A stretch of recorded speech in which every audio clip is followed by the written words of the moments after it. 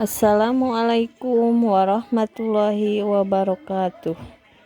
Anak-anak, alhamdulillah kita berjumpa lagi, di mana di pertemuan ini kita akan membahas memahami perkembangan masyarakat Islam pada masa Bani Abbasiyah. Kompetensi dasarnya ada 2. 1. Menceritakan sejarah berdirinya Bani Abbasiyah. Yang kedua, mendeskripsikan perkembangan kebudayaan atau peradaban Islam pada masa Bani Abbasiyah. Indikatornya menjelaskan sejarah berdirinya Bani Abbasiyah. Yang kedua, menyebutkan proses terbentuknya sejarah Bani Abbasiyah. Yang ketiga, menampilkan tokoh-tokoh yang berperan dalam sejarah berdirinya Bani Abbasiyah.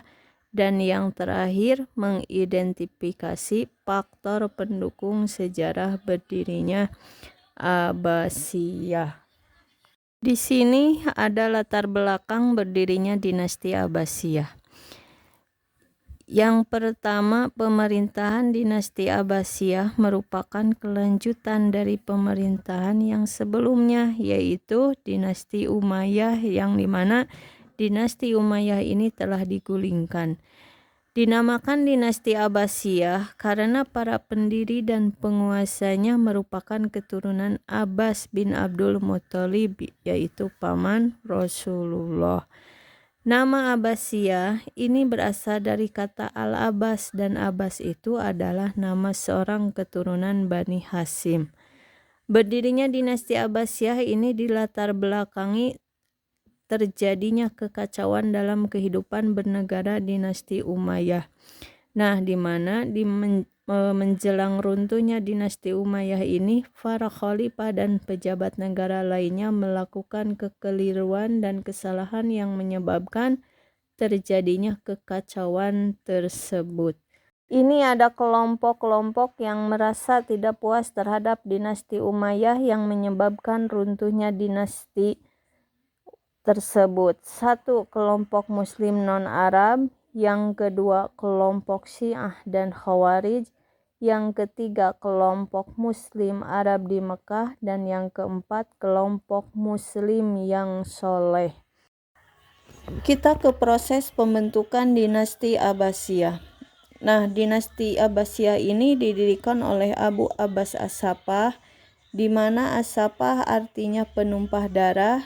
Ia diberi gelar ini karena ia memiliki kemauan yang keras dan tidak segan-segan untuk menumpahkan darah guna mewujudkan keinginannya. Langkah-langkah Bani Abbas untuk mendirikan Daulah Abbasiyah. 1. Membentuk gerakan di bawah tanah dengan melakukan propaganda dengan tokohnya antara lain Muhammad Al-Abbas, Ibrahim Al-Imam, Abu Muslim Al-Khurasani. Nah, dari ketiga tokoh propaganda inilah Abu Muslim Al-Khurasani merupakan propagandis yang paling sukses dan terkenal.